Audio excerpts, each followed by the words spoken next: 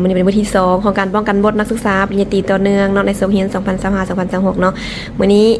มาขอสัมภาษณ์อายเพิ่นเนาะป้องกันแล้วล่ะบ่ป้องแล้วแล้วขอโทษหากันแล้วเนาะขอโทษอ้ายชื่อหยังเนาะชื่อสุดใจสุดแสงเดือนเป็นนักศึกษาสั้นปริญญาตรีต่อเนื่องเนาะ2 ปี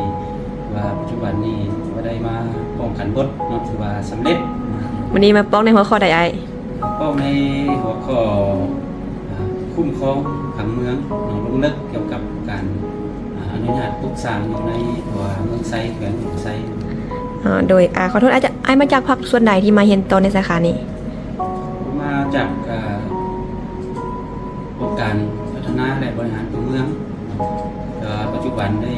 ถือกันซับซ้อนมาอยู่องค์การสภาประชาชนแขวงอุดมไซงานเศรษฐกิจในการเงิน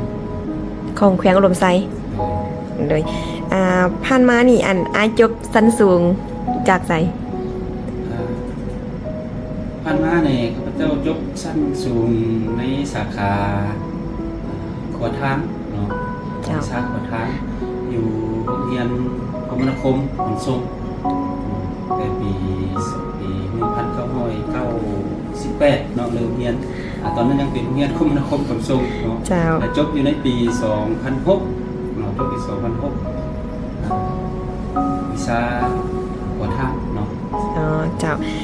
ย้อนหยังเนาะอยากมาเรียนต่อในสาขาสำรวจประเทศคุ้มครองที่ดินของเฮานี้เนาะข้าพเจ้ามาเบิ่งมาศึกษาเบิ่งเนาะเกี่ยวกับสาขาวิชาสำรวจประเทศที่ดินนี้เนาะมันก็ใกล้เคียงกันกับวิชาที่ข้าพเจ้าได้เรียนจบชั้นสูงมาเนาะโดยเฉพาะนี้ก็เว้าเรื่องการสำรวจประเทศเนาะการนำใช้เครื่องมือวัดแทกต่างๆเนาะที่ว่าเป็นอันเดียวกันเนาะต่างแต่ว่าจุดประสงค์การเอาผลของการสำรวจวัดแทกมานำใช้ให้คนละอย่างกันเนาะและอีกอย่างหนึ่งเนาะและการพัฒนาประเทศชาติของเราปัจจุบันนี้เนาะการพัฒนาการจัดสรรที่ดินการคุ้มครองที่ดินเนาะถือว่าเป็นปัญหาหนึ่งที่มีความสำคัญและจำเป็นสำหรับประเทศเราเลยให้การคุ้มครองปัญหาที่ดินเนาะให้มันมีประสิทธิผลจังสั้นข้าพเจ้าคิดว่าสาขาวิชาการสำรวจประเทศคุ้มครองที่ดินนี่มันมีความสำคัญแล้วก็มีความจำเป็นหลายเนาะสำหรับประเทศเราในปัจจุบันจังสั้นข้าพเจ้าจึงได้เลือกมาศึกษาต่อในวิชานี้จากในฐานะไอ้กำลังจะเป็นนักศึกษาผู้ที่กำลังจะจบในสาขาวิชานี้เนาะไอ้คิดว่าหลักสูตรนี้มีผลดีต่อไอ้แนวใดแล้วก็ผลดีต่อองค์กรไอ้แนวใดก็คือดังที่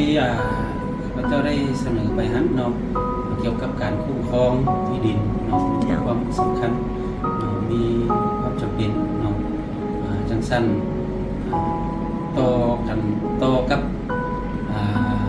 เรียกที่ข้าพเจ้าเฮ็ดปัจจุบันเนาะโดยเฉพาะนี่ก็มาอยู่มาเป็นสมาชิกสภาเนาะจะเฮ็ดให้ข้าพเจ้านี่มีความสามารถมีความ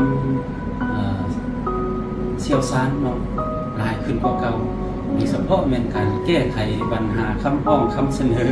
ของประชาชนเนาะเกี่ยวกับปัญหาที่ดินดังสั้นการเรียนวิชานี้เนาะเฮ็ดให้ข้าพเจ้ามีความรู้เกี่ยวกับปัญหาที่ดินหลายขึ้นจะให้การแก้ไขปัญหาข้อขัดแย้งเกี่ยวกับที่ดินกับประชาชนจะสอดคล้องง่ายขึ้นอีกนิดนึงเนาะแล้วก็ง่ายขึ้นเจ้าแล้วก็มีอย่างอยากแนะนำหรือว่าอยากฝากเนาะผู้ที่อยากคิดจะมาเรียนต่อนะคือ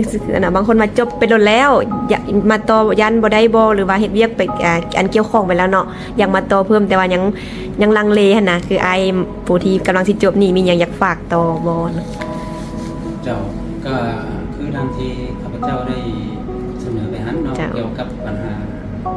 การคุ้มครองที่ดินเนาะในประเทศเราปัจจุบันมีการพัฒนา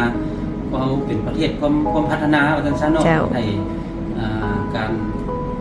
คุ้มครองการจัดสรรที่ดินการพัฒนาที่ดินเนี่ยมีความจำเป็นเนาะมีความจำเป็นนะจังซั่นนี่ทั้งภาครัฐของเรานี่จะต้องมีความจำเป็นเราจะต้องได้สร้างบุคลากรที่มีความเชี่ยวชาญทั้งด้านการคุ้มครองเนาะการวัดแทก การจัดสรรที่ดินเนาะอย่างเช่นก็เสนอให้นักเรียนเนาะที่จะจบโรงเรียนสามัญหรือว่าพนักงานที่